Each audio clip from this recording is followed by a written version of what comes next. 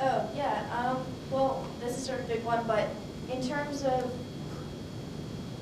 what is, I guess this is partly what is desirable. I was thinking about immigration internally in the U.S. and how you were talking about strategic tolerance and just the U.S. sort of immigration policy, which has seemed to me to turn to, we want smart immigrants and we're not very nice to like, so we want the brain drain, and yet like there are all of these problems with immigration reform. And is it strategic in the tolerance sense to want these other immigrants, and just sort of like what's... That's a really smart question. I struggled with it all the way through because when you're writing strategically like this, and I do have an answer to that because partly historically informed. So first of all, my own view is I think it would be disastrous for us to only try to pick the good ones. And one of the reasons for that is it's so interesting if you look through history, which groups over U.S. history were described as clearly bad for the economy. The Jews, early in this century, it was these people are uneducated, because not the Sephardic ones, but the ones that were coming over from very, very peasants, really. So these people cannot contribute. Obviously the Chinese, there's coolie labor. So if you look at some of the groups that were called previously people that are definitely not going to help our economy, so we've got to keep them out. If we had kept them out, we would have lost a lot of human capital.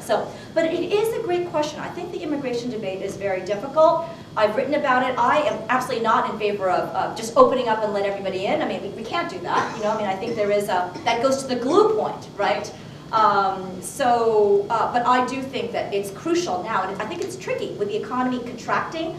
Talking to lots of people around the country, I do think Americans, maybe not this place, right, because New York is different, but all around the country people are much more, this new Pew study, much more anti-globalization, because they associate that with foreigners coming in, taking jobs, people buying foreign goods instead of U.S. goods. I think there's this kind of inward-lookingness that might really, I think it's a real question whether we're going to stay this kind of open, tolerant nation. So it's an excellent question. Let's say we take Cody's point and the U.S., the rest of the world looking to the U.S. could further the U.S. Role as a hyperpower. Do you think that if the U.S. fails to provide some sort of timely fix for the economy, that could in turn lead to a faster death for America as a hyperpower? That's a great question. I mean, one thing that President Obama has to worry about, I think he's done a pretty good job. He has to worry about this internally too, right? Because he can't raise the expectation. I mean, he's been doing a pretty good job. It's going to take a long time to get out of this and trying to kind of spread, because I do think that it's going to take, even in the best of all worlds, it's going to take a while. Now, I don't know how to answer your question. I sort of tend to flip it around as an opportunity, I'm looking for ways to have glue. And this is actually an opportunity. Because the one thing that the Romans did so well is that they made everybody else feel that if the Romans did well, they would do well too. And this is something we just completely botched for the last 50 years. I don't think that people feel that, but now, actually, it's a funny terrain right now. Certainly after 9/11, I think we just squandered a lot of that. People were not wishing us well, hoping that our stock market would go up. But now that we're sort of mutual, we're all linked, I think there is an opportunity for Obama to suggest, look, we have a global problem, and we're going to try to solve it globally. We do have common interests, and kind of create that way. The problem is, he's got such a bad problem, right? So I don't know, what will happen.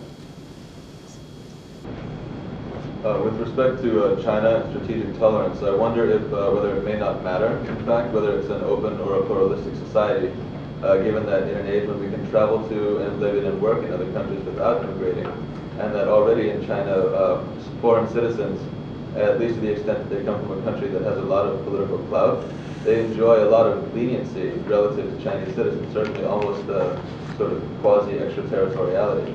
And China seems to be already attracting significant amounts of human capital. People can go there, use their skills, contribute their ideas and know-how, make a lot of money, all while retaining a certain degree of freedom to act. And at the end of the day, they can always go home to where they do enjoy tolerance and where they do have political rights.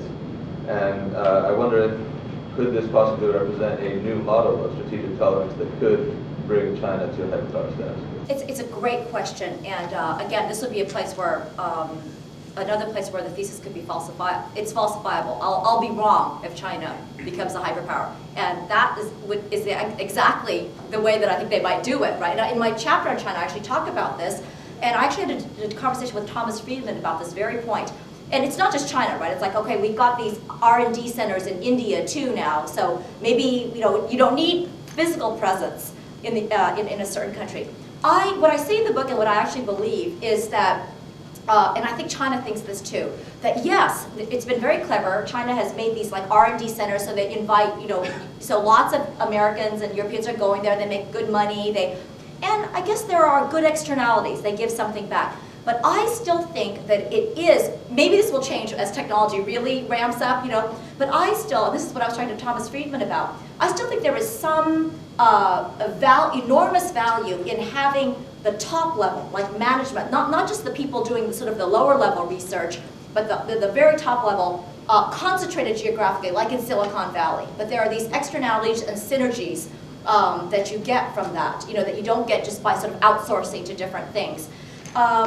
Now, if it comes the day where our top management has relocated there, that would be interesting. I talked to the CEO of General Electric, and this is Jeff Immelt, he was quite confident. He said the Chinese, in order for us to get access to their markets, they're very good bargainers. They say, you can have access to our enormous markets, but you've got to share your technology secrets, okay? So they thought about it and they did. Why? Because, first of all, they only share third level technology secrets because it's a national security violation to share the big ones, right? So they're giving like jets from those engines from 5 years ago, nothing. And according to, at least to GE, the Chinese still, they know this. They can't, for some reason, they haven't figured out how to be the most innovative, most technologically dynamic. So I think that's an excellent question, and it goes back to this question. I think it is. I think China might be, it's got the emphasis on education. It's got a lot of human capital there, historically, stereotypically hardworking, but I don't think so. I don't think it can, I think it can be a superpower for sure. I just mean I don't think it can rise so beyond the US. And right now, by the way, they've got, because of our financial crisis, there's now like mounting unrest. I'm sure you've read about this in a lot of places where their economy is tanking too.